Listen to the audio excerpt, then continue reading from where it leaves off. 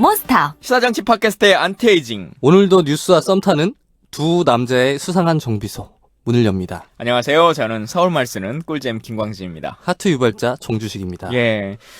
이게 두 남자의 수상한 정비소 이렇게 하니까 네, 우울하네요. 우울하네요. 많은 분들이 걱정하실지 모르겠는데 장부영 PD님이 어제 그제 방송 들어보셨던 분들은 이해하실 거예요. 목소리가 지금 워낙 안 좋아지셔가지고 몸이 좀 안 좋으셔서 오늘은 좀 쉬시고 또 다음 시간부터는 힘겹게란다. 즐겁게 저희와 함께 힘차게 참여하실 것 같습니다. 네, 몸이 상당히 지난주부터 사실 감기 몸살에 시달리셨는데 오늘은 좀 쉬시는 게 좋을 것 같아서 오늘 하루 녹음 빠지시고 다음부터는 같이. 근데 저희가 조금 염려했던 게 지금 이제 안희정 지사 발언과 나오고 안설수설 이런 말이 있더라고요. 예, 그래서 후기 게시판에 이제 여러 의견들이 많이 올라오고 특히나 이제 장부경 PD에 대한 이야기들이 많이 나와서 혹시 이것에 마음 상해서 안 나오는 거 아니냐라고 하는 염려하실 분들이 있을 거다. 그러니 좀 몸이 아파도 나와서 안 되겠다, 몸이 안 좋습니다라고 하는 게 어떠냐라고 하는 생각까지도 사실 좀 했었는데 그건 우리 욕심이었고요. 예. 근데 몸이 안 좋아서 정말 나올 수가 없는 상황이라고 해요. 그래서 여러분들 좀 이해해 주시면 좋겠고 진짜 후기 게시판 읽어보면서 많이 느끼는 것 중에 하나가 이런 게 있어요. 다른 팟캐스트들도 보면 후기 게시판에 막 글들이 많이 달리잖아요. 근데 그 광고 올리거나 아니면 그냥 맥락 없는 악플들 막 이런 것들이 정말 많은데 우리 후기 게시판의 특징 중에 하나는 진짜 방송의 끝까지를 다 듣고 내용에 대한 여러 가지 의견들을 주시는 것들이 거의 99%거든요. 맞아요. 너무 감사한 일이죠. 예. 그러니까 정말 이렇게까지 저는 꼼꼼하게 들어주시는지 몰랐어요. 정말 후기 게시판 볼 때마다 깜짝깜짝 놀랄 때가 있어요. 저희가 이렇게 이야기하면서 약간씩 마음에 걸리는 부분이 하나씩 있을 때가 그렇죠. 있거든요. 예. 이거 저희도 팟캐스트다 보니 아무래도 자유롭게 이렇게 이야기가 오고 가다 보니 말하면서 이거 내가 실수했나? 이거 내가 좀 과하지 않았나라는 생각이 있으면 어김없이 후기 게시판에 지적이 올라와요. 예. 그럴 때마다 저희가 많이 배우고 있습니다. 것 중에 하나가 또 후기 게시판에 섀도우 캐비넷이라고 하는 단어를 그렇게 쓰는 게 맞느냐. 특히나 이제 엊그제 가짜뉴스 비슷한 이런 것들이 막 예비 내각 이런 것들이 기사화하면서 염려와 걱정을 해주시는 분들이 이제 많이 있으신 것 같아요. 근데 저희가 섀도우 캐비넷이라고 하는 용어를 썼던 거는 저희 방송 시작하면서부터 저희가 이제 공언했던 거잖아요. 그렇죠. 이건 특정한 정당이나 아니면 특정한 후보의 예비 내각이 아니라 시사정비소가 생각하기에 이런 분들이 함께 나라를 같이 했으면 좋겠다라고 하는 생각들, 그리고 유명한 정치인들뿐만 아니라 지난번에 정석 교수님이나 이런 분들처럼 네네. 잘 알려져 있지 않았지만 이런 분들이 함께 세상과 일했으면 좋겠다라고 하는 것들을 얘기하는 거니까 너무 민감하지 않게 받아들여 주시면 좋겠다라고 하는 말씀도 좀 전하고 싶습니다. 네, 이게 정권 교체 다 된 것처럼 군다 이렇게 비판하시는 분들도 계시는데 그런 맥락은 전혀 아니었고요. 저희가 무슨 힘이 있어가지고 섀도우 캐비넷을 저희 맘대로 꾸밉니까? 우리도 못 들어가. 그렇죠. 그러니까 정권 교체에 대한 노력과 한편으로 새로운 정부에 그러니까 다음 정부에 어떤 분들이 정말 유능한 분들을 저희가 또 발굴하고 검증해서 하는 과정도 저는 정권 교체 못지않게 중요한 부분이라고 생각을 하거든요. 또 단순하게 무슨 장차관 이런 자리뿐만 아니라 다양한 공간들에 있어서 우리가 그렇죠. 잘 모르는 부분의 요소들이 있는 거잖아요. 그러니까 예를 들면 건설교통부다 그러면 다 무슨 국토 막 이런 도로 놓고 이런 것만 생각하지만 마을 만들기라고 하는 것은 어떻게 할 수 있을까? 혹은 지하철, 버스 노선은 어떻게 바꿀 수 있을까라고 하는 이런 구체적인 아이디어들도 누군가는 또 고민하고 연구해야 되니까요. 그렇죠. 그리고 저희가 추천하는 그런 차원이 아니에요. 그러니까 검증을 좀 해달라. 청취자분들께서 이분이 이런 생각을 갖고 계신데 이분이 이런 자리에 가면 어떨까 한번 검증을 해달라라고 저희가 제안을 드리는 거지. 저희가 추천할 권리도 없고 힘도 없습니다. 예, 여튼 저희들이 또 시사정비소의 이름을 걸고 하는 것이니까 그 부분은 또 그 나름의 의미성을 담아서 잘 봐주시면 좋겠다라고 하는 말씀을 좀 전하고 싶습니다. 자, 오늘의 이슈 정비는요. 어제 오늘 갑자기 박근혜 대통령이 하야하지 않을까라고 하는 기사들이 막 쏟아졌단 말이에요. 정치권에도 이런 이야기들이 나오고 그래서 실제 그것이 가능할 것인가 혹은 법률적으로는 어떤 문제가 있을 것인가, 정치적으로는 어떤 이해관계가 있는 것인가라고 하는 이야기를 정주식 편집장과 그리고 김광진 둘이서 오늘은 좀 얘기를 나눠보도록 하겠습니다. 네. 이 하야설 좀 뜬금없기도 해요. 예. 지금 때가 어느 때인데 이렇게 하야설이 나오는지 모르겠는데 이 보수 언론과 여당이죠. 이게 자유당을 중심으로 요런 얘기들이 솔솔 나오고 또 어저께는 그 JTBC 뉴스룸에서 이재명 시장님이 하야를 언급하셨어요. 그리고 말씀하셨던 것처럼 이제 그동안 자유당에서는 끊임없이 이제 이 얘기가 나왔었는데 네. 확전이 안 된 것 중에 하나가 바른정당에서는 거의 동의하지 않았었거든요. 그렇죠. 화답을 안 근데 했죠.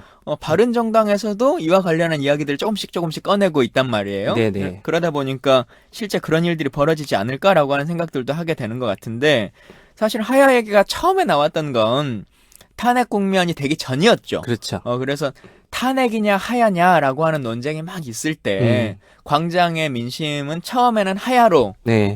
갔었던 것이었죠. 근데 그때의 염려 중에 하나는 탄핵으로 가게 되면 탄핵이 기각될 수도 있다. 그렇죠. 그리고 너무 생각들. 언제 판결이 날지 모른다. 이런 그리고 우려도 있었죠. 1년 정도가 걸린다라고 해가지고 그러면 사실상 박근혜 대통령이 임기를 다 채워주는 거 아니냐라고 하는 상황이었고 또 기억하시겠지만 특검이 이제 정해지고 할 때도 박지원 대표랑 가까운 사람이 돼가지고 이거 안 되는 거다. 막 이제 이런 이야기까지 막 있었잖아요. 그때는 이제 특검에 대한 신뢰가 국민에게도 있지 아니했던 시기였는데 네. 지금은 사실 국면이 워낙 달라졌잖아요. 그렇죠. 그리고 탄핵이라고 하는 것도 카운트다운에 거의 들어가 있는 초입인 상태인데 네. 지금 이 시기에 갑자기 왜 대통령은 뭐 청와대는 분명히 부인하고 있습니다만 그 일각에 있는 사람들은 하야라고 하는 것을 꺼내 들었을까? 어떤 이유가 있는 것 같으세요? 만약에 하야를 하게 된다면 박근혜 대통령 입장에서는 저는 굉장히 합리적인 현명한 결정이라고 봐요. 대통령이라면 그렇게 해야 된다. 그렇죠. 그러니까 왜냐면 지금 뭐 탄핵이 인용될 것이 거의 뭐 기정사실로 받아들여지고 있는데 지금 상황에 뭐 끌려 나가는 것보다 내발로 나가는 것이 어떤 뭐 모양새로 볼 때 뭐 아니면 뭐 국민들에게 참작이 될 수 있는 거죠. 그러니까 퇴로를 보장해달라 뭐 이런 요구일 수 있는 것 같은데 저는 뭐 이미 좀 너무 많이 늦어버렸다 이렇게 근데 생각을 하고요. 그것이 우리가 생각하기에는 박근혜 대통령이 탄핵을 거의 받아들일 때는 가능한 건데 그렇죠. 얼마 전에 정주재 TV였던가요? 그 인터뷰에서도 보면 네. 그리고 지금 변호인들의 여러 가지 상황들을 보면 계속적으로 변호사도 더 충원하고 있고 네네. 이 재판의 법리를 가지고 싸워서 충분히 이길 수 있다라고 네. 하는 생각을 갖고 있는 거잖아요. 네네. 그리고 정주재 TV 인터뷰에서도 이것은 기획된 음모인 것이지 정상적인 법률로 논쟁을 해보자고 하면 이건 탄핵될 만한 사유가 아니다. 그리고 뭐 K재단, 미래재단 이런 것들도 동계올림픽 이런 것들을 잘 치르기 위한 선이었고 다른 역대 정부의 차원에서도 충분히 있어 왔었던 일이다. 네. 정치적 탄압이다라고 하는 생각을 갖고 있는 거잖아요. 그렇죠. 만약에 탄핵이 기각될 거다라고 하는 생각을 갖는다면 하야를 안 하는 거 아니겠어요? 그래서 제가 아까 말씀드린 게 현명한 결정이다라고 말씀드렸잖아요. 네, 그러니까 이분은 현명하지 못한 분이죠. 그러니까 이분은 하지 않을 거예요. 그러니까 왜 그러냐면 우리가 보기에는 이 탄핵이 기각된다는 게 정말 상상하기 어려운 일이고 희박한 가능성으로 보이는데 네. 요 박근혜 씨 그리고 그 주변 분들 입장에서 보기에는 그렇게 보이지 않아. 이분들 눈에는 촛불은 안 보이고 태극기만 보여요. 뭐 태극기 집회 참가자가 뭐 촛불보다 훨씬 많다 뭐 이런 소리 하고 앉아 있는 분들이니까. 그러니까 저 사람들 눈에는 실제로는 반반 혹은 그거보다 높은 확률로 기각될 거라고 바라는 것 같아요. 왜냐하면 주변을 보면 이제 더 이상 박근혜 씨 주변에 이성적으로 판단할 수 있는 분들이 남아있지 않은 것 같아요. 이 변호인단 분들 이야기하시는 거 보면 저는 그래서 뭐 박근혜 씨가 제발로 하야할 가능성은 굉장히 희박하다고 봅니다. 청와대가 이제 하야설이 사실 무근이다. 어제 이제 뭐 보도자료라고 하기는 그렇고 기자들에게 이제 네네. 설명을 했단 말이에요. 그래서 많은 사람들이 안 하나 보다 또 이렇게 생각하는데 사실 또 신뢰할 수 없는 게 대통령이 직접 국민들 앞에 서가지고 얘기를 할 때 그러면 나 검찰 조사 받겠다라고 얘기했는데 지금까지는 안 받고 있고 2차, 3차 뭐 할 때는 특검에 임하겠다라고 얘기해놓고도 그것도 임하지 않고 있고 그럼 헌재에 가서는 입장을 내겠다라고 얘기하지만 그것도 안 하고 유일하게 한 건 정주재 TV랑 인터뷰하는 거 하나뿐인 거잖아요. 그렇죠. 그래서 청와대가 뭐 하겠다, 안 하겠다라고 하는 이 말이 사실 신뢰성이 지금 전혀 없어서 그러니까 한마디만 더 붙여줬으면 좋은데. 나는 하야할 생각이 추호도 없다. 이렇게 하면 이제 국민들이 한 방에 알아들을 텐데. 그러면 하야한다는 얘긴데. 그렇죠. 예. 그러니까 그 얘기가 없는 걸 보면 저는 저는 아까 말씀드린 이유로 하야할 가능성이 전 희박하다고 보고요. 일단 하야와 탄핵이 그 박근혜 씨 입장에서 어떤 차이를 갖는지 좀 이야기해야 될 것 같아요. 예. 일단 하야를 하게 되면 이런 것들이 보장이 됩니다. 경호, 그러니까 퇴직 후에요. 그러니까 경호, 경비, 또 연금, 또 그리고 대통령 기업 사업에 관한 그런 여러 가지 그 지원 혜택들을 정부로부터 받을 수가 있고요. 흔히 말하는 전직 대통령 예우에 관한 법률에 그렇죠. 의해서 지원해 주는 것들이죠. 그렇죠. 그리고 비서관 3명, 운전기사 1명, 그리고 사무실하고 또 교통, 통신 등의 뭐 이런 제반 그 사항들을 그 정부로부터 계속해서 지원받는다고 해요. 근데 만약에 탄핵받아서 쫓겨나게 되면 이런 혜택들을 누릴 수 없게 되는 거죠. 근데 이게 조금 다른 측면이 뭐냐면요. 그 11월이나 12월 달쯤에 하야냐 탄핵이냐라고 하는 선택이 됐을 때는 그 말이 의미가 있었을지 모르겠어요. 특검의 조사나 이런 것들이 막 이루어지지 않고 있을 때. 그렇죠. 아마 그때 하야를 했으면 특검 조사나 이런 것도 멈췄겠죠. 더 이상 조사도 하지 않고 네. 이재용을 구속시키거나 뭐 이런 일들도 일어나지 않았을 테고. 근데 지금은 뇌물을 공여했던 중간 줬던 사람도 구속돼 있고 전달했던 사람도 구속돼 있고 뭐 이런 상황이잖아요. 그러면 남아 있는 것은 뇌물을 받은 사람이 구속되는 거. 이제 그렇죠. 하나 남아 있는 건데 전직 대통령 예우에 관한 특별법에 보면 형사법상 처벌을 받는 경우에는 그 예우를 취소하도록 되어 있거든요. 그렇죠. 그래서 지금 말씀하셨던 것들이 지금 이 시기에 하야를 한다 손치더라도 하루 이틀은 유대일지 모르겠는데 맞아요. 바로 또 기소될 것이고 뭐 구속 수감될 것이고 재판에 처해질 거란 말이에요. 그러면 자연스럽게 사라지게 된다. 사라지게 될 건데 그 며칠간의 이익을 위해서 할 것이냐라고 하는 건 좀 다른 측면 그렇죠. 아닐까요? 말씀하신 것처럼 이런 혜택 때문에 뭐 하야를 한다? 이런 건 상상할 수 없을 것 같고 그 중요한 말씀하셨는데 탄핵을 당하든 하야를 하든 민형사상 책임에서 면제되진 않아요. 그러니까 그렇죠. 뭐 이런 그 혜택들이 뭐 하야 결정에 영향을 미칠 것 같지는 않고요. 그 말씀하신 것처럼 게이트 초반만 해도 이 광장의 주요 구호가 그 박근혜 하야였잖아요. 예. 스스로 물러나라였는데 지금은 뭐 너무 많이 왔죠. 그러니까 특검 수사 결과 이제는 더 이상 되돌릴 수 없는 돌아갈 수 없는 강을 건너왔어. 소위 말하는 명예로운 퇴진이라고 하는 것은 이제 그렇죠. 불가능하게 된 이제는 거죠. 명예가 남아있지 않다는 예. 뜻이죠. 그러니까 이미 만약에 당시 뭐 2개월, 3개월 전에 하야를 했다면 국면이 곧바로 넘어갔을 거예요. 다음 대선 전국으로 곧바로 넘어갔을 때 지금은 이제 뭐 박근혜에 대한 어떤 구속과 처벌을 이야기하지 않고서는 뭐 그 다음으로 넘어가지 않는 상황이 됐기 때문에 이제는 뭐 빠져나갈 수 없는 궁지에 몰렸다. 저는 이렇게 근데 생각을 해요. 그럼에도 불구하고 이 하야론이 계속 나오는 것 중에 하나는 네. 지금 박근혜 대통령 변호인단의 모습들을 보기 때문에 그런 거잖아요. 사실 뭐 이 변호사들도 바보가 아니고 뭐 대한변협 회장을 하기도 하고 대법관을 지낸 사람들도 있고 뭐 소위 말하는 짱짱한 전관들이잖아요. 그렇죠. 그런데 일반 시민도 법정에서 판사랑 싸워가지고는 사실 판사의 감정이라고 하는 것도 있는 인간이니까 판사랑 저렇게 감정적으로 붙고 뭐 당신이 국회 측 대변인 아니냐 뭐 이런 얘기하고 막 하진 않을 것 같은데 네. 이 법률가들이 이 재판을 깽판으로 만드는 상황이 어떤 의도가 있는 거 아니냐라고 하는 것 때문에 있는 거잖아요. 그렇죠. 저는 그 이분들의 그 기행을 보면서 이런 생각이 들었어요. 그 걸프전 막바지에, 그러니까 거의 이라크 함락되기 직전에도 후세인을 위해서 목숨을 바쳐 싸웠던 그 후세인 친위대들이 있었잖아요. 저는 요분들이 딱 그때 느낌이 딱 들었어요. 박근혜 친위대. 그런 사람들만 남아 있는 거예요. 그러니까 근데 진짜 내가 돈 주고 변호사를 썼는데 변호사가 법정에 막 태극기 메고 가고 막 이러면 네. 진짜 이 잘 변호사를 선임했나라는 생각이 들 것 같은데 그건 좋으니까 계속 두는 걸 거잖아요. 정상이 아니야. 맞아요. 그러니까 국민들이 그분들의 그 기행을 보면서 뭐 굉장히 걱정도 하실 것 같은데 저는 오히려 안심할 수 있을 것 같아요. 이제는 그 박근혜 씨 주변에는 정말 저런 미친 사람들만 밖에 안 남아있다. 이렇게 좀 안심하면 될 것 같고요. 아니, 그런 수준이나 사람들이 변호하고 있는 게 박근혜 씨한테 무슨 도움이 될까요? 근데 이제 법리로만 보면 아까 말씀드린 것처럼 이 사람들이 바보가 아니잖아요. 법 전문가인데 법 네. 조항으로 없는. 근데 그렇게 깽판을 치는 이유 중에 하나는 계속적으로 이제 주장하는 내용 중에 하나가 이 재판이 불공정하다라고 하는 얘기를 계속 하는 거잖아요. 그렇죠. 그리고 이 자체가 처음부터 국회에서 소추안이 넘어올 때도 이 개별 건건의 케이스를 가지고 얘기를 했어야 되는데 일괄로 통과 의결시켰다. 그러니까 불법이다라고 네. 하는 주장을 펴기도 하고 또 혹은 강일원 재판관의 내용들이 네. 너무 편파적이다라고 하는 얘기들을 계속 하는 거잖아요. 네, 네. 그러니까 이런 것 안에 담겨 있는 것은 재판 결과에 승복할 수 없다라고 하는 근거를 만들어내기 그렇죠. 위한 것인데 네. 이분들도 법리를 모르진 않을 거예요. 음. 사실 이분들의 주장으로 돌아가 보자면 탄핵 심판과 관련해서도 국회에서도 건건이 의결했어야 된다라고 네. 하는 지금 주장을 펴고 있지만 지난 노무현 대통령 그 탄핵 심판 때도 건건이 국회에서 의결하지 않았고 자기들도 한나라당 시절에도 일괄 의결했단 말이에요. 네. 그러니까 그조차 인정되지 않는 것이고 또 보자면 지금 16차 회의까지 이루어지고 있는 거잖아요. 네.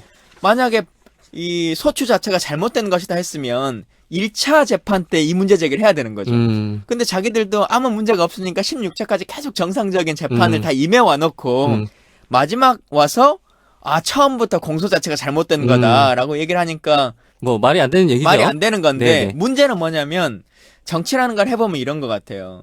언제나 이 설명하는 사람이 힘들거든요. 우리는 하나하나 반박해야 돼요. 야, 너희 때도 이러지 않았고 뭐 그랬으면 1차 때 하고 막 하는데 그냥 주장하는 사람들은 아무런 근거 없이 그냥 얘기해도 사람들한테 자 봐라 이렇게 불공정한 거다라고 하는 얘기를 태극기 집회 가가지고 할 수 있는 근거를 만드는 거잖아요. 그리고 그 화면만 보거나 뉴스를 클립으로 보는 사람들은 야, 저 역대 헌법 재판관을 했던 사람도 이 재판 이렇게 불공정하다고 막 1시간 반씩 떠들지 않냐.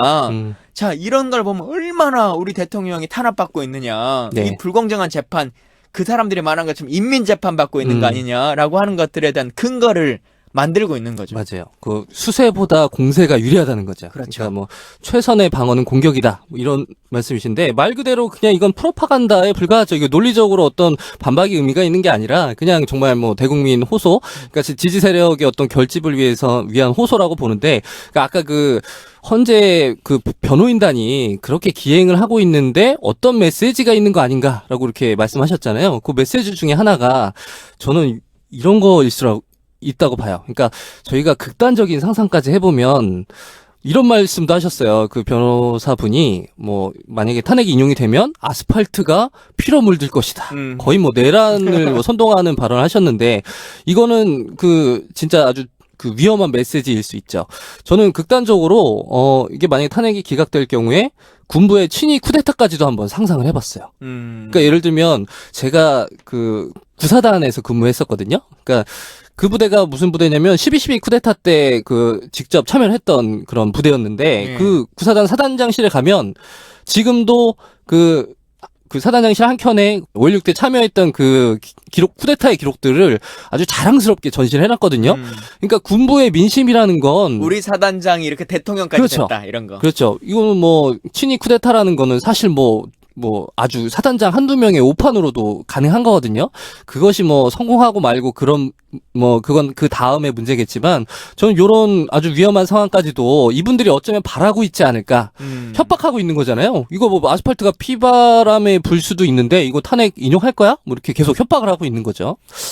근데 제가 그래도 군을 조금 아는 입장에서 보면 네. 그러긴 쉽지 않을 것 같아요. 그러니까 친위 쿠데타가 현직에 있는 쿠데타라는 것은 어찌 보면 지금에 있는 정권과 반대되는 세력들이 그렇죠. 일으키는 게 쿠데타인 거죠. 혹은 친위 세대라고 친다면 지금 대통령은 우리 전작권상 네. 전작권과 별도로 움직일 수 있는 조직은 유일하게 수방사령관 하나인 건데 수방사령관의 지금 상향이나 판단의 역할로 봤을 때 전혀 그럴 만한 상황이 아닌 것 같아요. 국민들이 안심해도 된다. 예, 그래서 그리고 예전에는 SNS라든가 지역의 언론이라든가 막 네. 이런 것들이 전혀 없는 상태니까 그 탱크가 서울까지 내려올 동안에도 거의 모르는 거잖아요. 밤에 내려오면. 근데 지금은 부대 밖으로만 나오기만 하면 갑자기 이 탱크가 왜 나오지? 라고 하는 것들이 그냥 인터넷에 실시간으로 생중계되는 나라기 때문에 그러기는 쉽지 않을 거다라고 하는 말씀 좀 드리고 싶고, 제가 이제 말씀드렸던 것은 이런 것 같아요.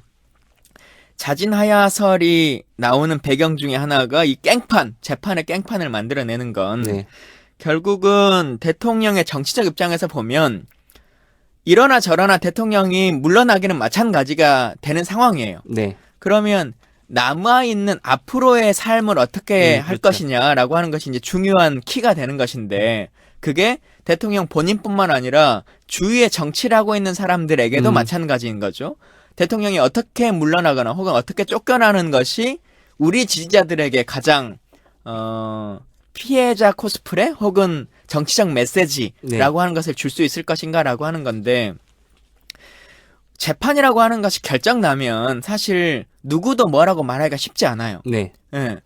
그리고 만약에 기각된다라고 하면 다수의 국민의 여론과는 역행하기 때문에 네. 이게 민주주의의 여론 의견에 맞느냐라고 하는 논쟁이 있을 수 있겠지만, 탄핵이 돼버리면 또 다수의 국민들이 동의하는 거잖아요. 지금 탄핵에 반대하는 것은 뭐 처음에는 5%, 지금 뭐 좀 늘어가 10% 뭐 이렇게 네. 되는 것이기 때문에 다수설에 의해서 민주주의 국가에서 그냥 무뎌지고 넘어갈 겁니다. 네. 탄핵되는 순간부터 바로 다음 선거 어떻게 치르지라고 하는 걸로 네. 관심이 넘어갈 텐데, 그런 면에서 보면 대통령의 주위에 있는 사람들은 법리적으로 결정이 안 나야 되는 거죠. 네. 그래서 이 결정으로서 판결이 나버리면 다음 선거에 우리는 말할 수 있는 근거 자체가 상실돼요.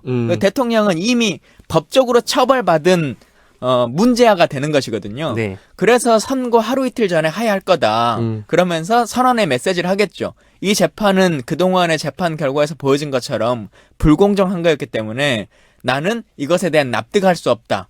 다만 대통령의 직위를 가지고 있는 사람으로서 국가적 혼란이나 이런 것들을 막기 위해서라도 내가 그냥 물러나겠다. 네. 라고 하는 선언의 메시지를 던지면 태극기 부대에 있는 사람들은 우리 불쌍한 대통령이 이렇게 또 십자가를 지고 네. 가시는구나 라고 하는 것을 말할 수 있고, 또 야당이나 아니면 재판부를 상대로 자 봐라, 당신들이 정치권과 짜고 이렇게 우리 대통령을 핍박하고 몰아붙였다 라고 하는 메시지로 선거를 칠 수 있는 근거가 되는 것이거든요. 그러니까 그런 면에서 보면 자유당에 있는 분들은 계속 그 욕구가 생길 것 같아요. 그렇죠. 그러지 않으면 자유당은 후보조차 못 내는 상황이 초래되는 거죠. 그러니까 말씀하신 그 보수 진영 내에서도 셈법이 약간 다른 것 같아요. 박근혜 대통령이 어떻게 물러나는 것이 우리 세력에게 유리한가. 아까 말씀드렸던 탄핵까지 끝까지 버텨라라고 요구하는 사람들이 있잖아요. 이 사람들은 말 그대로 그 친위 부대. 그러니까 탄핵이 됐을 때 오히려 그 태극기 부대의 결집이 더 세질 거다. 뭐 이렇게 생각하시는 분들도 있을 수 있죠.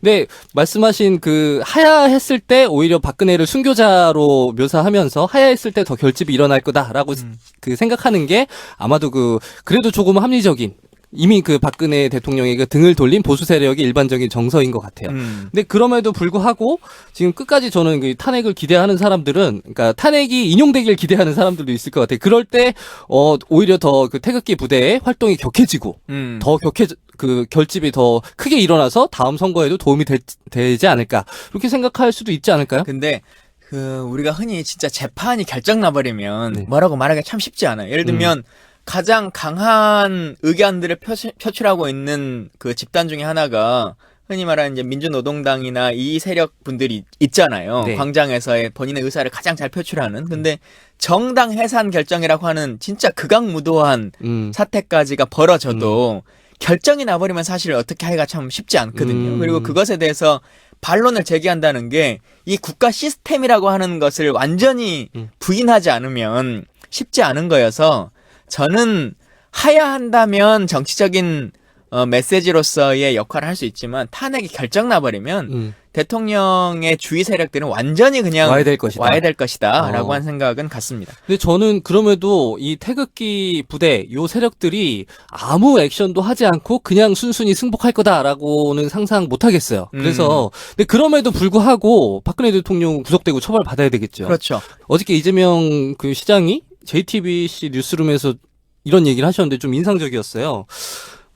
저는 구속된 현장을 국민들이 보게 되면 아마 야권에는 매우 불리해질 겁니다. 그러니까 보수가 대단결하게 되는 계기가 될 가능성이 높습니다. 라고 이야기하시면서 그럼에도 불구하고 나쁜 짓을 하면 혼난다고 하는 아주 기초적인 상식을 우리가 한 번은 꼭 정립을 해야 합니다. 그러니까 그런데 그런 정치적 이익 때문에 그 대원칙을 버린 것, 그런 것들이 이 나라를 사실 이렇게 혼란과 위기로 몰아왔기 때문에 조금 손해를 보더라도 약간 위험하더라도 원칙으로 돌아가는 게 중요합니다. 이렇게 말씀하셨어요. 그러니까 태극기 이 박근혜 친위 부대들이 막 이런 협박을 하고 뭐 아스팔트가 뭐 피로 물드네 이런 협박을 해도 우리는 그 원칙을 꿋꿋이 지켜갈 필요가 있다 이런 말씀하신 거죠. 저는 그래서 이런 뭐 하야론이 나오는 이유가 사실 좀 테러를 열어달라 이런 읍소이기도 하잖아요. 내가 예를 들면 그 닉슨 게이트처럼 내가 물러날 테니 나에 대한 어떤 사법적 책임을 좀 면해달라 이런 요청일 수도 있는 건데 이런 거에 대해서는 전혀 타협하면 안 된다고 봅니다. 근데 지금은 타협할 수 있는 주체도 없을 뿐만 아니라 그렇죠. 시기도 너무 끝난 것 같아요. 그러려면 제일 처음에 우리 편집장 말씀하신 것처럼 최소한의 명예가 좀 남아있을 때 이게 가능한 건데 그러지 못한 것 같고 이 엄동설안의 겨울에 매주 16차에 걸쳐서 온 국민들이 바래왔는 건데 그 민심을 뒤로 하고 특정한 정치 집단 한두 명이 결정해가지고 이것을 얘기할 수 있다? 이제 그런 시기는 끝나는 것 같고요. 대통령은 법의 엄중한 심판을 받아야 되는 상황인 것 같습니다. 그 말씀 듣고 보니까 아유 안희정 지사가 떠올릴 수밖에 없네. 그러니까 촛불 민심이 그렇게 뜨거운데 누구 마음대로 무슨 화해를 이야기하고 타협을 이야기하냐. 그러니까 안희정 지사의 대연정이 문득 떠오르는데 저는 그런 면에서 이 대연정이 촛불의 민심 지금 뭐 대한민국의 시대 정신을 아주 정면으로 거스른 발언이었다고 생각하고요. 안희정 지사의 대연정은 사실 어찌 보면 이제 본인이 당선되고 난 이후에 국정 운영과 관련해서 그렇죠. 뭐 어떤 그 현실적인 방안을 말씀하시는 거니까 네. 대통령의 구속이나 이 전 단계랑은 조금 우리가 달리 생각해 볼 필요성은 있겠다. 선의로 받아들여 본다면 이렇게 좀 뭐 저는 그렇게 선의로 받아들이지 않지만 얘기해 아무튼, 드리고 싶고 네, 다만 이제 여기서 우리가 또 하나 고민스러운 점 중에 하나가 대통령의 처벌이라고 하는 거잖아요. 그렇죠. 이재명 시장이 말씀하신 것처럼 바로 막 구속되는 모습을 막 실시간으로 중계하고 노무현 대통령 그처럼 막 헬기가 막 중계하는 이런 모습은 좋지 않을 겁니다. 여당에게도 야당에게도 다 좋지 않을 그렇죠. 텐데 근데 이제 대통령의 입장에서는 처벌에 있어서 조금 더 시간을 지연시키거나 네. 아니면 선거에서 조금 관여할 수 있는 키를 만들기 위해서라도 지금 이제 특검 연장의 카드가 나오는 그렇죠. 거잖아요. 28일 날 특검 연장의 기간이 끝나는데 특검이 이제 끝나는 시기인데 네. 연장시켜 줄 것이냐 말 것이냐라고 하는 것에서 첫 번째 국회의 키는 끝나버렸습니다. 국회는 안 하겠다고 결정을 내려버린 상태고 남아있는 건 황교안 총리가 직권으로 본인의 권한으로 하는 건데 네. 아 정세균 의장의 직권 상정으로 해서 법을 통과시킬 수 있지 않나요? 통과시킬 수 있는데 일단 네. 안 하겠다고 그렇죠. 선언하셨고 네네. 그때 만약에 직권 상정을 한다 손 치더라도 황교안 총리 필요하죠. 아니 황교안 총리가 네네. 거부권을 행사할 그렇죠. 수는 있습니다. 그래서 이런저런 키맨 중에 하나는 황교안에게 있지만 물론 저는 개인적으로는 국회가 그래도 국회의 권능을 정확하게 행정부에 표시할 필요성이 있었다라고 네. 생각합니다. 거부권을 행사하더라도. 네. 근데 그조차 안 한 것은 조금 안타깝다는 말씀 먼저 지금 그 드리고 말씀은 싶고. 정세균 의장에 대한 아쉬움을 이야기하신 거죠. 예, 뭐 네. 정세균 의장이기도 하고 바른정당을 비롯해서 야 5당이 네. 조금 더 명확하게 우리끼리라도 그냥 더 밀어붙였으면 좋았겠다라는 생각은 좀 있는데요. 여튼 그러니까 대통령 입장에서는 그 처벌을 안 받아야 되는 거잖아요. 그렇죠. 네? 그리고 그거에 대한 두려움도 분명히 큰 사람일 텐데 그 대통령의 법률 대리인 김평우 변호사라고 하는 분 있잖아요. 네. 막 막말 쏟아내가지고 유명한 분. 네.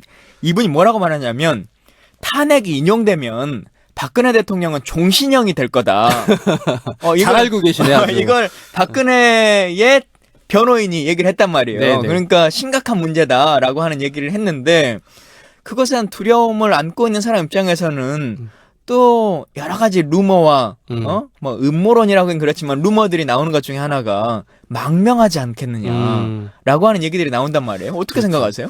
그 일례로 우리나라에서 그 하야를 하고 물러났던 대통령이 한 분 있죠. 이승만 그 대통령. 이승만 대통령 같은 경우에는 하야를 하시고 하와이로 망명 가셔서 그 가족들까지 평생 연금을 받으면서 아주 풍족하게 잘 살다가 돌아가셨다고 해요. 그때도 전직 대통령 예우에 관한 법률이 있었나? 그런가 봐요. 가족들까지도 다 그렇게 연금을 받았다고 합니다. 그러니까 아마도 아마 지금은 상상하지 않을 것 같은데 막상 탄핵 정말 그 탄핵을 당하게 되면 이제 뭐 외국으로 떠나고 싶겠죠. 이 나라에서 어떻게 살겠어요. 얼마 전에 페이스북에 그 막 전 세계에서 탄핵 집회를 같이 하는 네. 교민들의 사진이 막 올라왔어요. 네. 하와이에서도 사람들이 한 30명, 40명 모여가지고 촛불 집회를 하시더라고요. 네. 근데 거기에 댓글들이 막 뭐라고 달리냐면 전 세계에서 다 해도 하와이에서는 안 해야 되는 거 아니냐. 그렇네. 아, 그래야 대통령이 좀 마음의 여유를 안고 사시지. 하와이 교민 너무하다.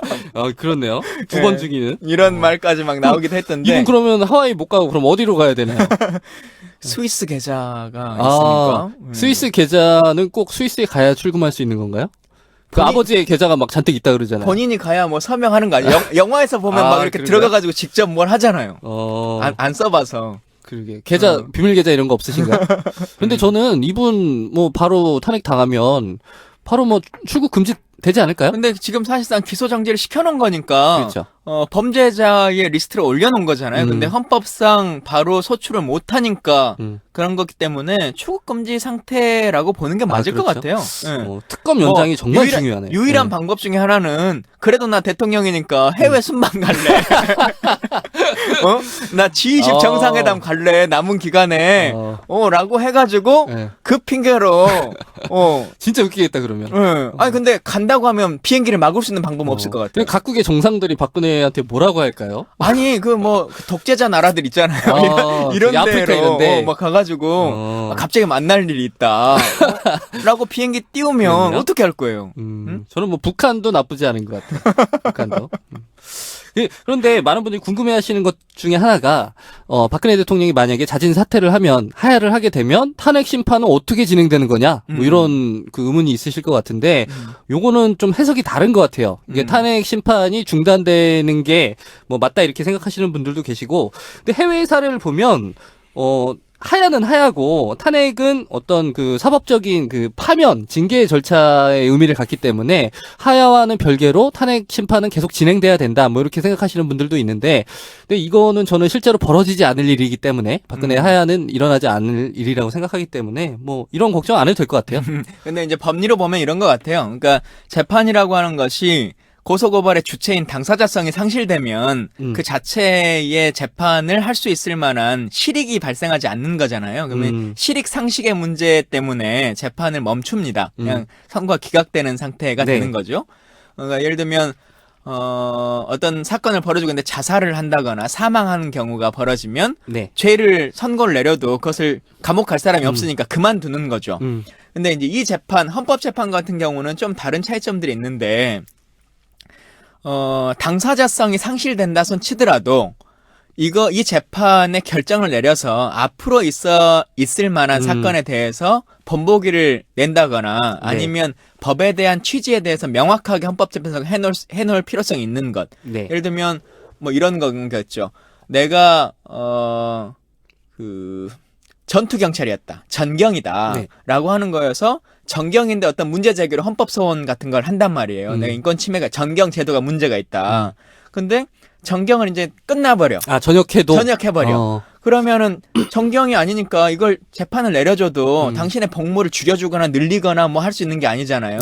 그러니까 원칙적으로 보면 재판이 끝나야 되는 게 맞습니다. 근데 헌법재판소가 판단하기에 앞으로도 전투경찰로 와야 될 사람들이 많이 있고 이 사람 당사자에게는 해결될 문제가 법리적으로 이해관계가 없다 손 치더라도 이것이 국가적으로 이익이 될 수 있다라고 하는 문제가 된다면 최종적인 선고는 할 수 있겠다라고 하는 것들을 쭉 해왔었던 거거든요. 딱 그 이번에 대통령 탄핵 심판이 딱 그 경우에 저는 해당한다고 그래서 봐요. 헌법재판소에서도 관련한 백브리핑 같은 걸 얘기할 때 계속 얘기해 오는 것이 이 뇌물죄나 대통령의 헌법적 수호의 가치를 어느 정도까지 인정할 것인가, 헌법 정신의 범주를 어떻게 볼 것인가라고 하는 것이 충분히 이 다음 대통령에게도 대한민국이 존속하는 이후에는 계속적으로 발생할 수 있는 문제이기 때문에 그리고 헌법재판소가 이미 사실상의 판결이 거의 다 이루어지고 있는 과정이기 때문에 이것은 법리의 최종적인 선고 구호로는 기각 결정을 내리던 치더라도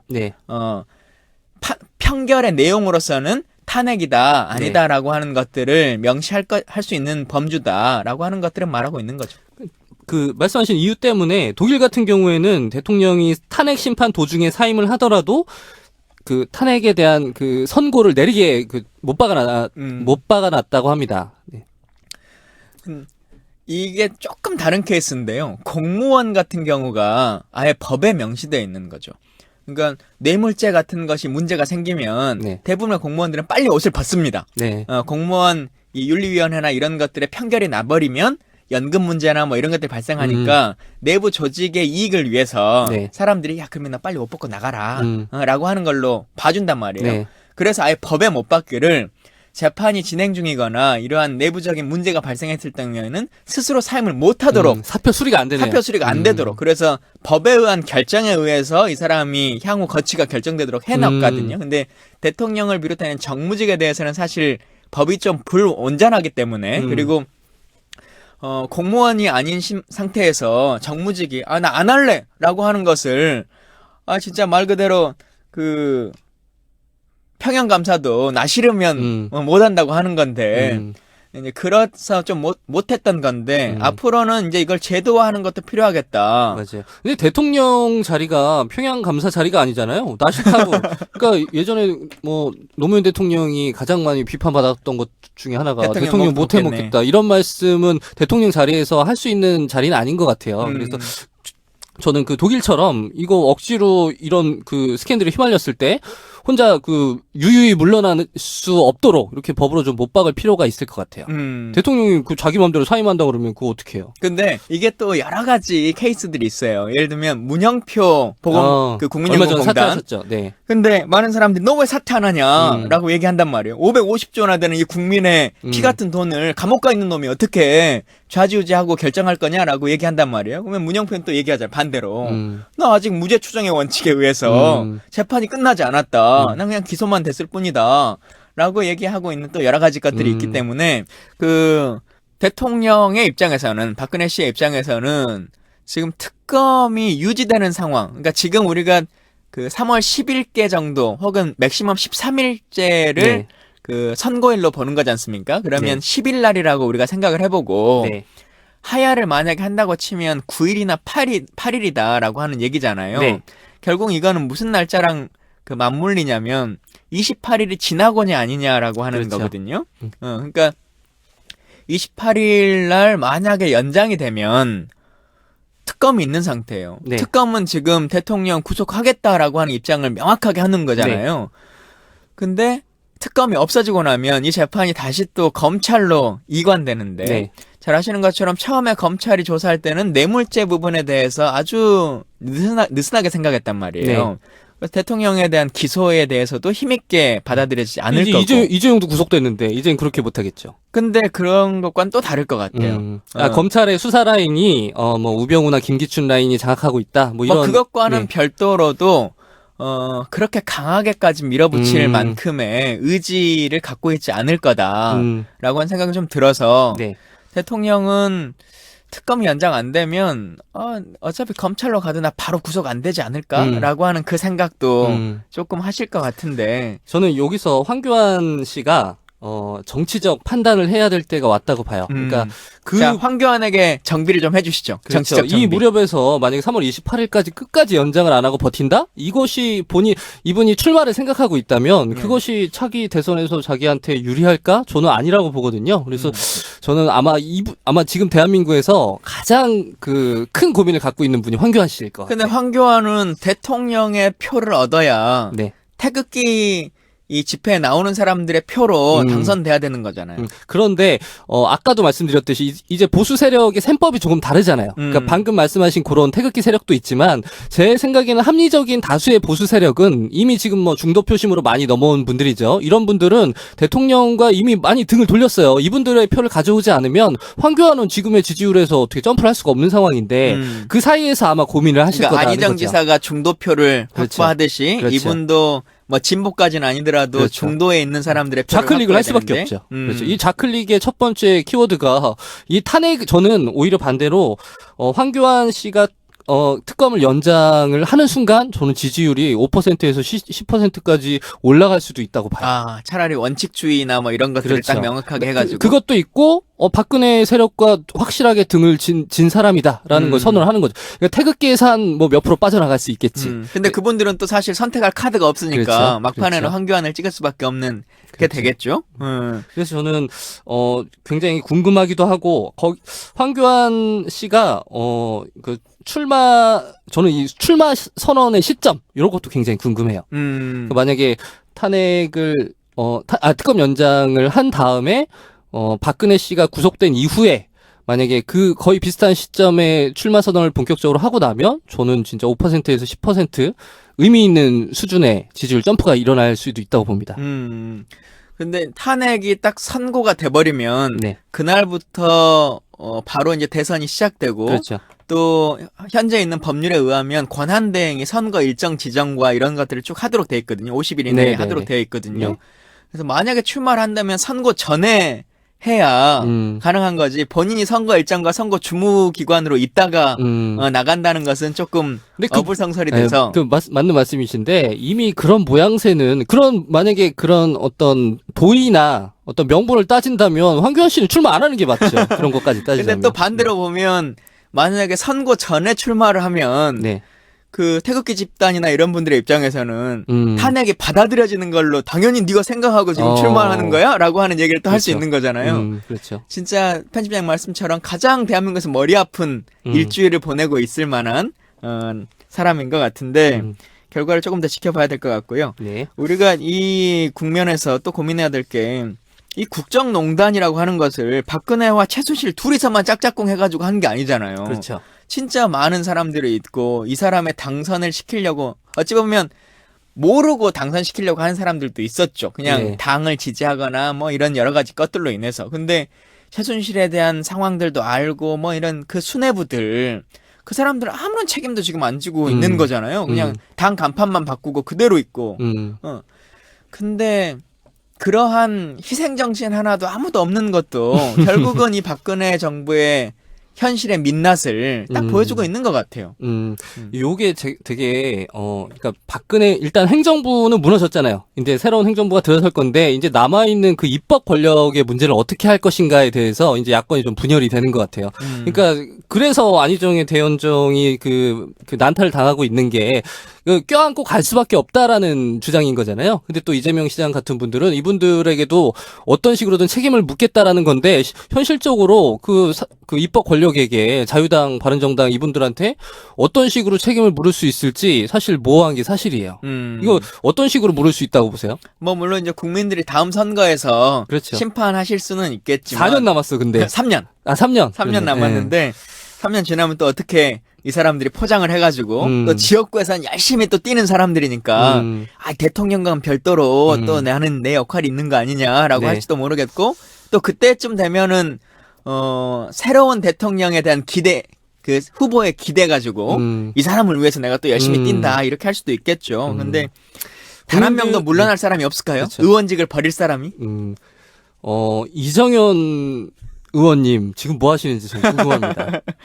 그러니까요. 이정현 의원이 사퇴를 해가지고 마지막에 이걸 지킬까? 박근혜를? 아니 이정현 의원이 사퇴하시면은 저 순천에 이제 또 지역구 자리가 하나가 비게 되는데 그 보궐선거 해야 자리는 되나요? 또 누가 출마하실지 저는 또 그게 좀 궁금하네요. 시사정부에서 문 닫게 생겼네.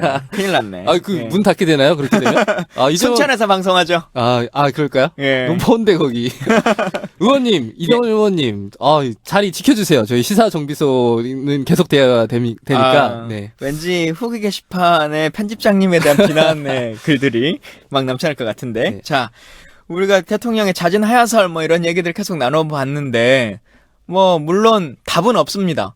그리고 박근혜 대통령이 어떤 마음을 갖는지도 상식적이고 합리적인 판단을 가지고 해볼 수 없는 지경에 이르렀어요. 근데 이런 여러 가지 것들을 많은 사람들이 미리 알면 저 사람이 저런 카드가 저런 꼼수가 있는구나 라고 하는 것을 사람들이 알게 되면 그 꼼수를 또 부릴 수가 없는 거잖아요. 그렇죠. 그래서 시사정비소를 청취해 주시는 분들이 이러여러한 것들을 같이 좀 고민해 보시자라고 하는 얘기로 네. 오늘 이 시간을 같이 좀 해봤습니다. 네. 네. 그 아까 말씀드린 그 남아있는 그 박근혜 정권을 옹립하고 그들을 또 적극적으로 옹호해왔던 그 입법 권력, 그 자유당, 바른정당 이 여당 세력들을 어떻게 청산할 것인가.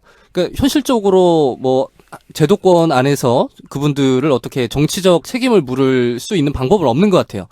그래서 그 현실적으로 가장 효과적으로 이분들을 정치적으로 위축시킬 수 있는 방법은 다음 대선에서 압도적으로 정권 교체를 시켜주시면 그분들이 뭐 현실적으로 그 정치적으로 고립될 수밖에 없는 상황이 오거든요. 그래서 압도적으로 정권 교체를 해주셔야 된다는 거 한번 말씀드리면서 오늘 좀 마무리하고 싶네요. 예. 자, 이렇게 김광진의 시사정비소 오늘은 장부경 PD님이 없는 아쉬움을 안고 저와 정주식 편집장 둘이서 얘기를 나눠봤는데요. 좀 너무 칙칙했던 것 같아요. 우울해 그냥 말하는데. 예. 또 장 PD님의 생각들이 들어보면 저런 시각들도 있구나라고 하는 여러 가지 것들이 있는데 다음 주부터는 또 장 PD님과 같이 하니까요. 네. 많이 기대해 주시고 후기 게시판에 여러분의 의견들 잘 주시면 감사하게